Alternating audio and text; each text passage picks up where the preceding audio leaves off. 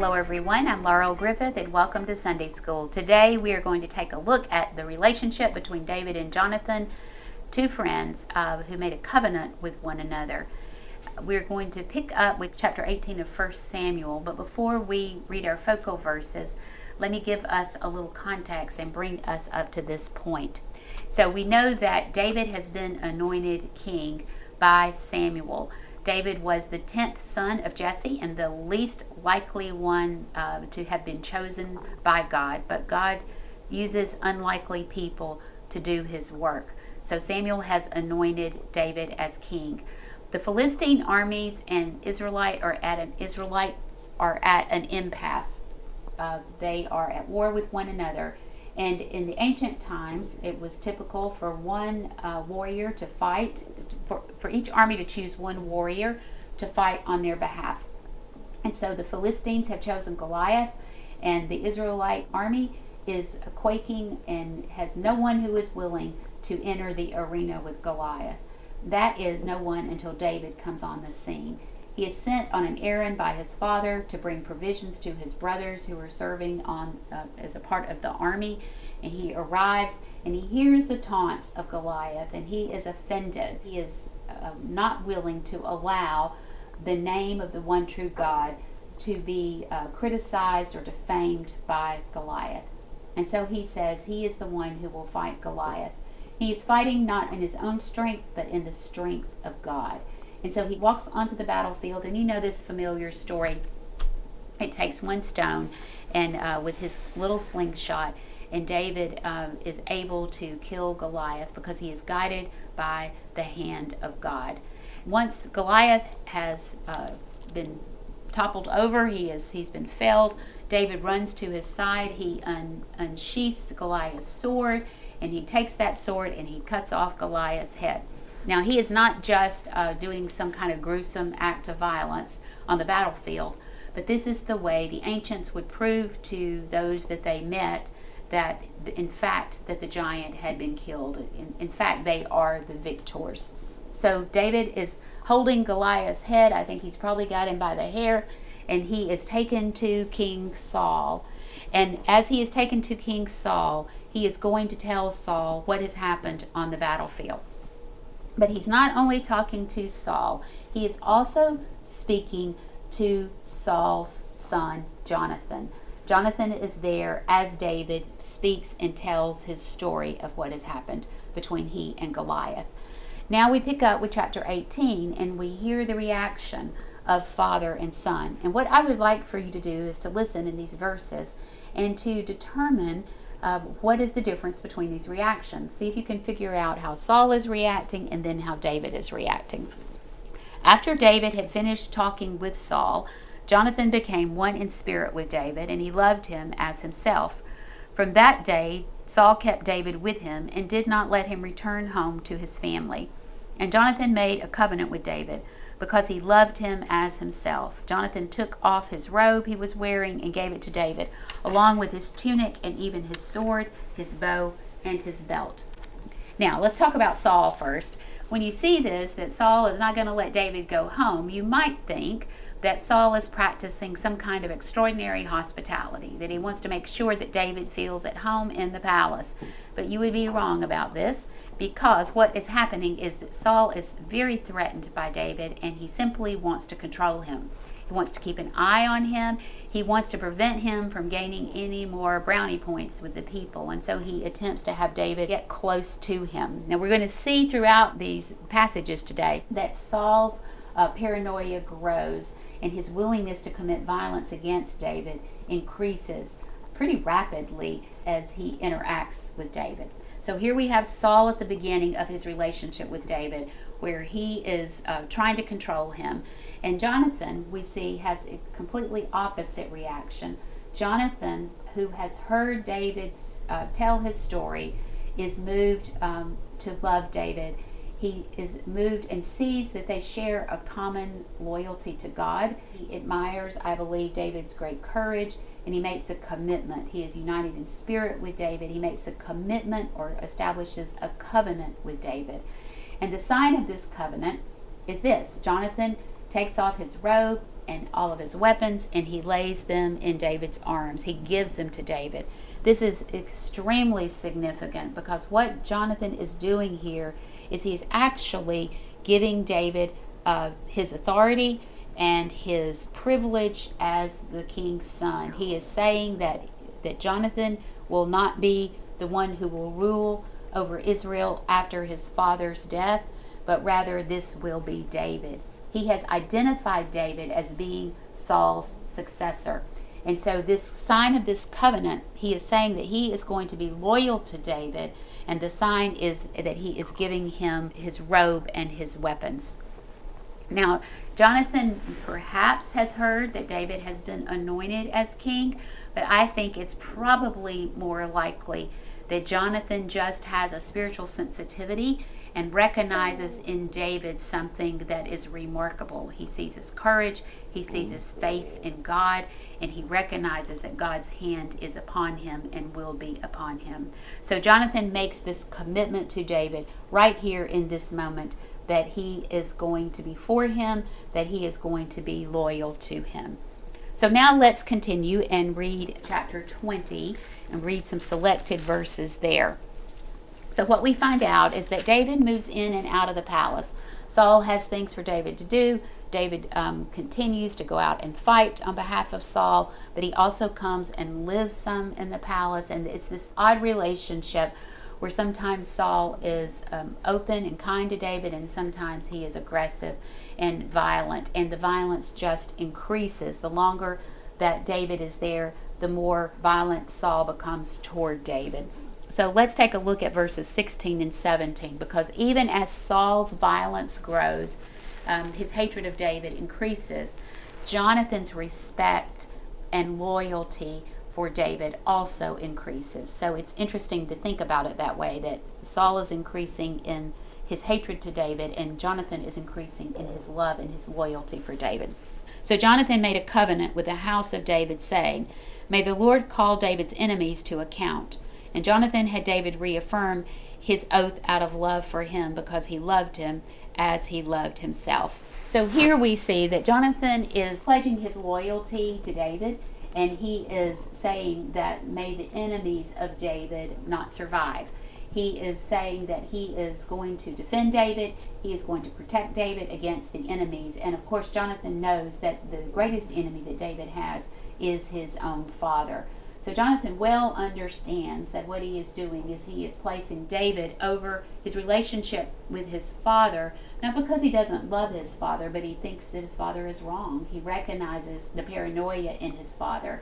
If you think about it, when Jonathan is preferring David over his father, Jonathan is actually preferring David over himself, because he is giving up his right to succeed Saul as king. So in supporting David, he is actually sacrificing his own future on behalf of David. Now he is saying he is going to protect David, but he's also asking that David will protect his household in the future. So this covenant means that David is going to not only be loyal to Jonathan, but that he will be loyal to Jonathan's family in the future when David himself becomes king.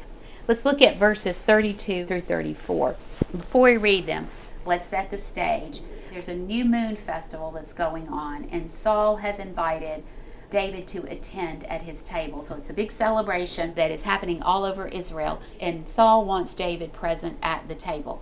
Now, David suspects that the reason Saul wants him there is because Saul wants to kill him. And so David has told Jonathan that he's going to send his regrets.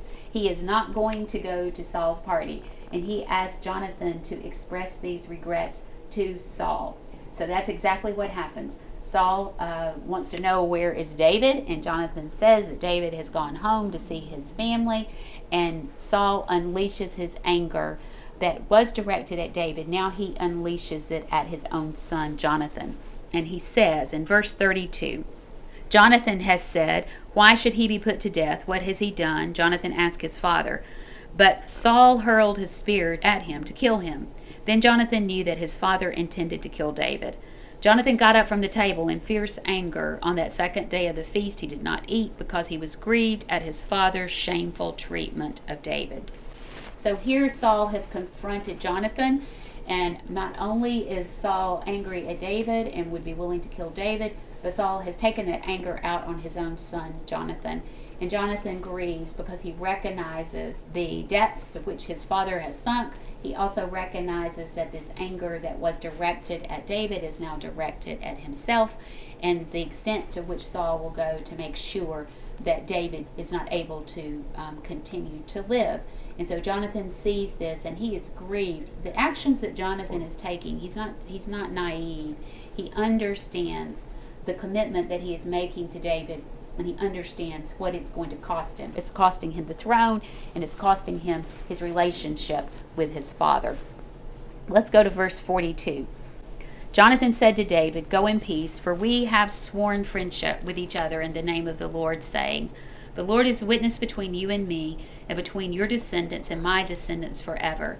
Then David left, and Jonathan went back to the town. So Jonathan has, after this exchange at the dinner table, Jonathan has gone to David to give him the report that Saul indeed is going to kill him if he can get his hands on him.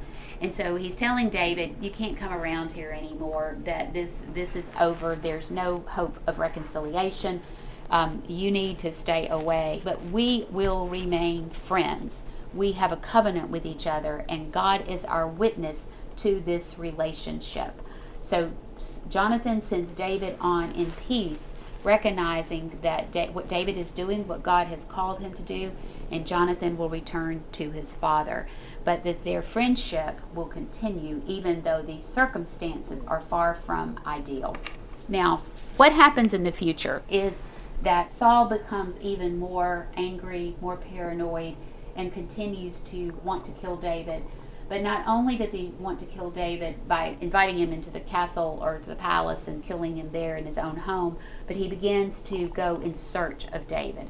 So Saul gets his men and he's looking for David, and David is on the run. David will not fight against Saul. He is not intending to kill God's anointed, but rather he is just intending to hide so that he can stay alive. And so Saul continues to pursue David. David continues to outsmart him, outmaneuver him, and eventually David actually ends up hiding in the Philistine army under cover. And Saul goes into battle against the Philistines. Jonathan is killed in this battle tragically, and Saul then takes his own life. And so this is tragic ending to this story. On one hand, there is the commitment and the love between Jonathan and David, and on the other hand, there is just this madness that Saul has as he feels like he is losing control of his future. So let's take a look at 2 Samuel now. We'll move into 2 Samuel and see David's response to the loss of Jonathan. "I grieve for you, Jonathan, my brother. You were very dear to me. Your love for me was wonderful, more wonderful than that of women. How the mighty have fallen, the weapons of war have perished." So David is just so sad. He is grieving because he has lost his very best friend. And this friendship, David says, is a different dimension than even romantic love. There is something special about the covenant, the loyalty, and the commitment that these two men have had for each other throughout their lives. And I think it is because they have been connected in God's great plan. They have each played their part in God's plan. They have been faithful to God and faithful to each other in friendship. But David's faithfulness is not over. Jonathan is gone now, but Jonathan has a son. And David, remember the covenant. The covenant was not just with Jonathan, but with Jonathan's household. Now, why is this interesting? It's interesting because in ancient times, when one king would be anointed as king or set up as king, then they would go in typically and they would wipe out the family of the king that was previous in order to keep from having any challenges in the future.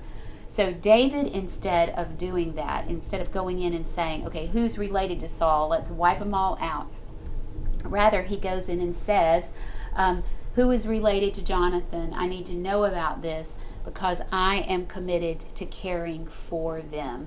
So David goes against the social custom, the custom that would have been in terms of with a king coming into power, and rather he keeps his covenant with Jonathan, and this loving kindness that they share with one another.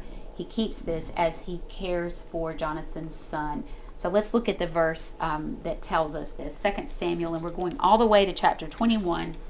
The king spared Mephibosheth, son of Jonathan, the son of Saul, because of the oath before the Lord between David and Jonathan, son of Saul.